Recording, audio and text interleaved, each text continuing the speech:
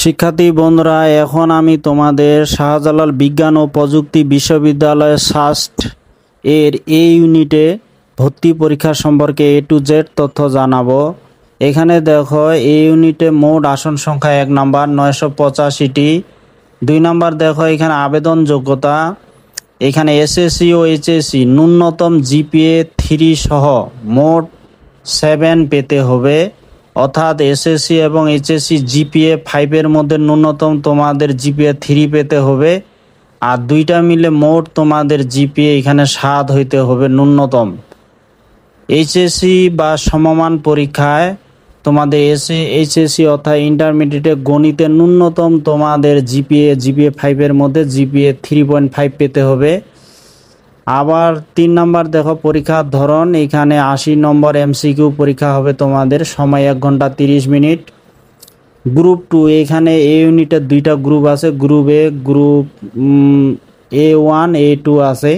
A2 হচ্ছে যারা স্থাপত্যবিদ্যায় ভর্তি হতে চায় তাদের জন্য আলাদা করে আবেদন করতে হবে, শুধু তাদেরকেই এই আর্কিটেকচারের উপর 30 নম্বর পরীক্ষা দিতে হবে আলাদাভাবে।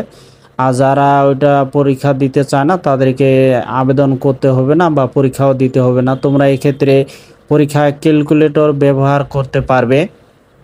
4 নম্বর দেখো বিষয় ও প্রশ্ন সংখ্যা, তোমাদের পদার্থবিজ্ঞানে 20 নম্বর, রসায়নে 20 নম্বর, গণিতে 20 নম্বর, জীববিজ্ঞান অথবা ইংরেজি, মানে এই দুইটা বিষয়ের মধ্যে যে কোনো তোমরা একটা অ্যান্সার করতে পারবে। এখানে 20 নম্বর, মোট 80 নম্বরের উপর MCQ পরীক্ষা হবে।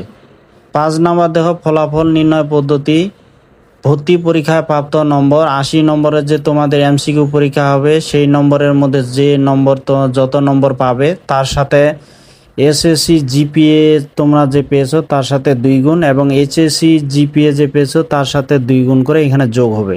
তার মানে SSC এবং HSC রেজাল্টের উপর তোমাদের 20 নম্বর রয়েছে, আর MCQ পরীক্ষা হচ্ছে 80 নম্বর। মোট 100 নম্বরের উপর তোমাদের একটা মেধা তালিকা প্রকাশ করা হবে।